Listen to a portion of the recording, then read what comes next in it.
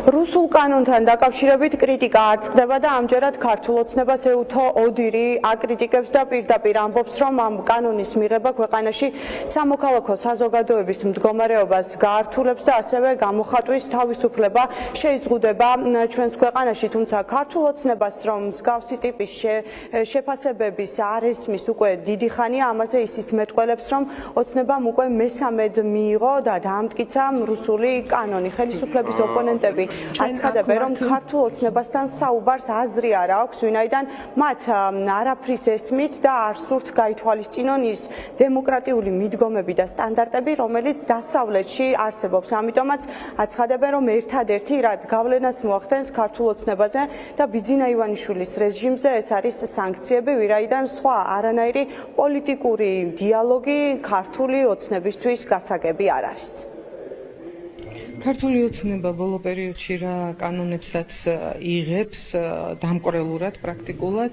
ეს ყველაფერი ემსახურება რეპრესიების განხორციელებას, რეპრესიების გამძაფრებას, რაც არ უნდა დაარქვან. ხან ფარას არქმევენ, ხან ევროპულ კანონმდებლობას არქმევენ, ხან ბრიტანულ კანონმდებლობას არქმევენ მედიასთან მიმართებაში, მაგრამ ქვეყნის შიგნითაც ყველა მიცის, რომ ეს ყველაფერი არის რეპრესიებისთვის გამიზნული და ქვეყნის გარეთაც ანალოგიური შეფასებები მოდის ბუნებრივია.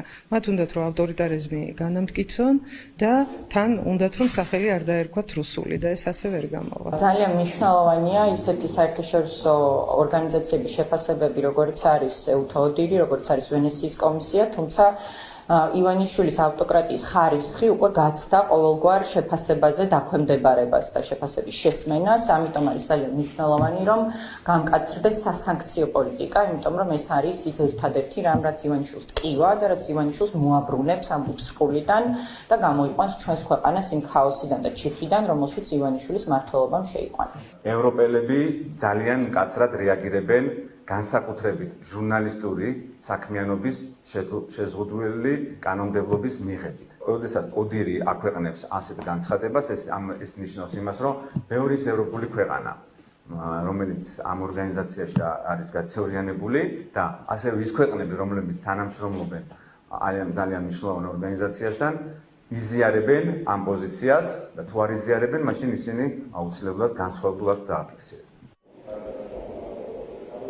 59 დღე დარჩა ამერიკული ფარას გადმოკოპირებული ვარიანტის ამოქმედებამდე და ეს ვარიანტი მათ შორის 5 წლით პატიმრობას ითვალისწინებს. ბიძინა ივანიშვილს აქვს იმის იმედი, რომ მედია და არასამთავრობო ორგანიზაციები იძულებული გახდებიან დარეგისტრირდნენ აგენტების რეესტრში, თუმცა ამის გაკეთებას არც ერთი გავლენიანი არასამთავრობო ორგანიზაცია არ აპირებს.